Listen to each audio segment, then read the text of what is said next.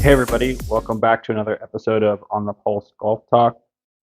We are looking this week at the 3M Open in Minnesota. Just to recap the Open a little bit, personally, I thought the tournament was great. I was on the edge of my seat. I thought overall the tournament was awesome. I love the carnage, the ability for some of the guys to just get completely wiped out. Probably makes me feel better about my golf game watching those guys struggle. But you know, I thought it was everything that the Open brings every year for the most part. Some strategic placements. Having to really get around the golf course. Obviously with the wind and the weather makes it tough. I love those single digit scores. The PGA Tour loves the 20 unders and these birdie fests and I'm really the opposite. As someone who's really only followed golf for the last 10 years or so. I like the ones where it's again low scoring, really having to be strategic, really having to dial in everything, versus just point and shoot golf and having to just score as much as possible. That's not really my jam, which leads me to this week. This is exactly what this is going to be.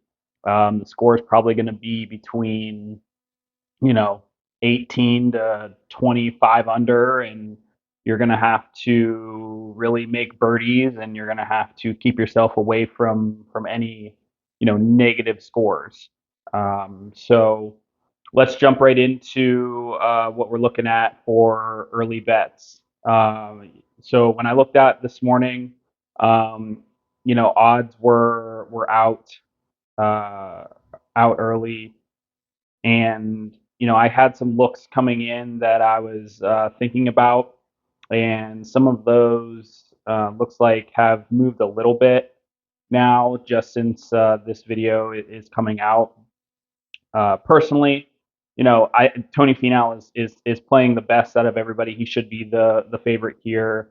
He got kicked in the teeth at the Open in the second round by the win. I think he shot an 80, 81 or something like that. He was just in the worst conditions really of the week, and so I'm not going to hold that against him.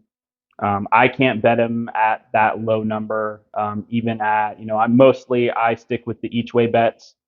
And so even betting him with a 5 each way, looking here at a 3 each way, 18 to 1. Like I don't bet that low. So that's okay. I'll play Finau in DFS. I'm sure he's going to be one of the most popular guys. But again, you know, on Chippa Nation, Tambo always talks about, it's not who you play, it's how you play it. So, I'll definitely have some Finau and DFS this week, but I just can't bet it. So, Thigala, Sam Burns, same thing, like under 20 for those guys. Like, yeah, they're PGA Tour winners, but Sam Burns was in the thick of it.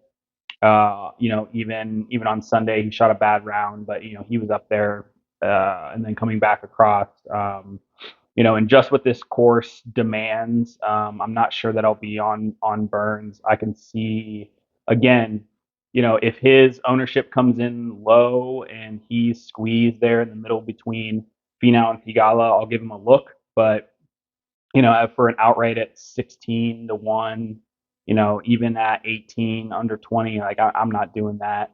So the first guy I'm going to is Bhatia. Bhatia has had, he missed the cut. He really missed it, on the number. He was only one shot back, so he played well enough that even through the elements and everything, like he played well enough that he could have made the cut at the Open. His ball striking has been just crazy. He hits it long and straight. He doesn't get too far off the fairway when he does miss. There's a ton of water at this course. I think of the 18 holes, 15 of them have water, so you're going to have to be really accurate this week. But it is a long course at 7,400. plus yards. So he was my first click today. So I got him at 20 with 8 each way. And then the next one is Luke Clanton. He's still an amateur, still hasn't declared to be professional, but I think that again with his ball striking prowess that he's shown, if you look over the last 24 rounds, he ranks within the top 5 in this field in ball striking. He's long, straight, both with his irons and his driving. He's very accurate off the tee, and that's definitely what you need here. And then he can spike with the putter. He's gained strokes putting as well as his great ball striking. So I bet him as well at 22 to 1 with the 8 each way. And then looking down here, Keith Mitchell's going to be a very popular selection. I just can't with his putting.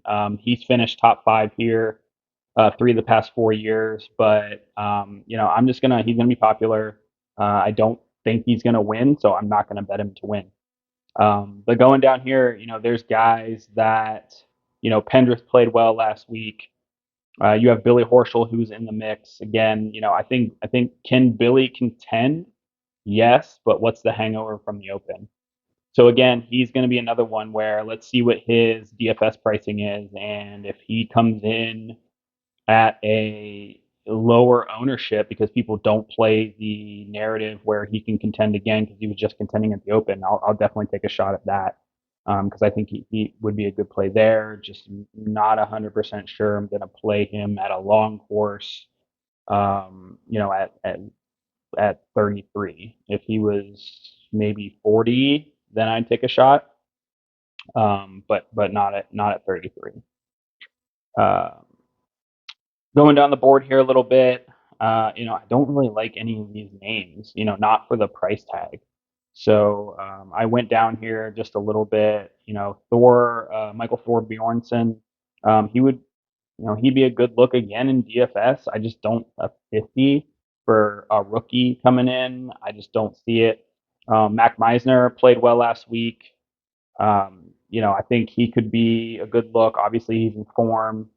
Jonathan Vegas is one that I looked at, but that number, like if that number was 70, I probably would have pulled the trigger.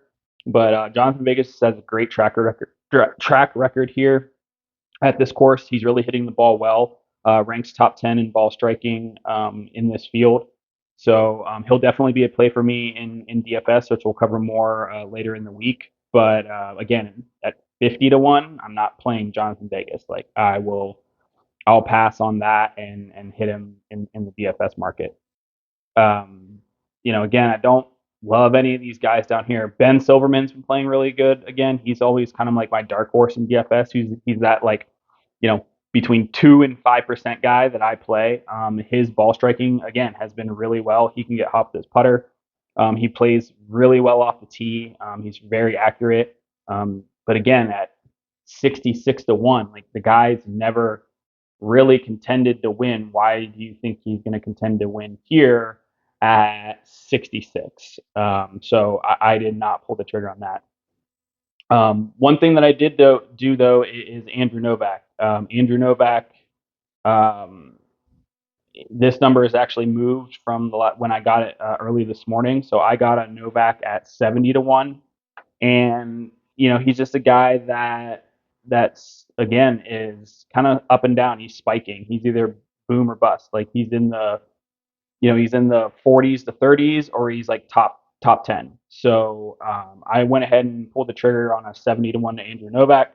Obviously, you can shop around, but Bet365 is the only place that you can get each way bets. So I got Andrew Novak at 70. Looking down here, just at a couple more long shots that you might be able to consider. Gary Woodland played well at the Open. I don't know that he's back. Sometimes he can get a little wayward with his driver, but especially in the longer courses. But I mean, at 100, can he do it? I don't think he's completely back, but again, might be a play in DFS where he's like 3-4% owned. Dylan Wu has played really well here. He gained like 11 strokes putting to the field last year. That's not really a stat we're looking at, but he's fairly, okay with his driver. He's not long by any means, so he gets a little ding there. So if you're looking statistically, he's not going to really gain off the tee because of his short driving, but he can get hot. And then Carson Young, again, is he going to win? Probably not, but he's been ball striking it crazy. He played well again last week, and he's somebody that, again, I'll look in the DFS portion. Kind of crazy to see Daniel Berger at 100-1 in this field. From a pure talent standpoint, he's a winner on tour. Like he's hitting the ball. He can't putt right now. And you're going to have to, again, like I said, you're going to have to make birdies this week. And these greens are easy. They're very flat. So if you're not getting these, you're not making putts here, you're in trouble. So he's going to have to get that putter turned around and score. Joel Damon at 125, again, it's going to hit fairways. If he gets his irons rolling, he gets that putter rolling, he could be dangerous to at least contend. Again, can he win? Probably not in the field because of the big boys up top. And big boys is relative to the strength of the field. But with Finau up top, with Bhatia up top, you have multiple winners in the PGA Tour up top. Sam Burns, that is Joel Damon going to beat those guys? Probably not, even if he brings his A game. But at 125 with an each way bet, that might be worth a little bit. Especially if that number, even if that number gets a little longer, I might have to take a look at that. But that's kind of it. I'm not interested in any of these longer guys here. Really, just again, beyond 100, looking at Joel Damon potentially, Carson Young potentially, and then that's really it. Like I said, so the numbers I already have in are Bhatia at 20, Clanton at 22, and Andrew Novak at 70, which that number's already been bet down. So that'll be it for the early betting preview.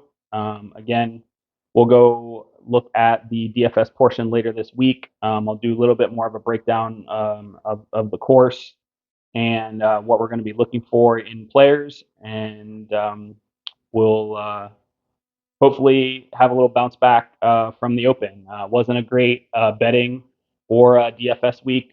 Basically broke even in DFS and didn't do well on the betting side. So we'll have a nice bounce back this week at the 3M Open. Thanks, everybody. We'll see you in the next video.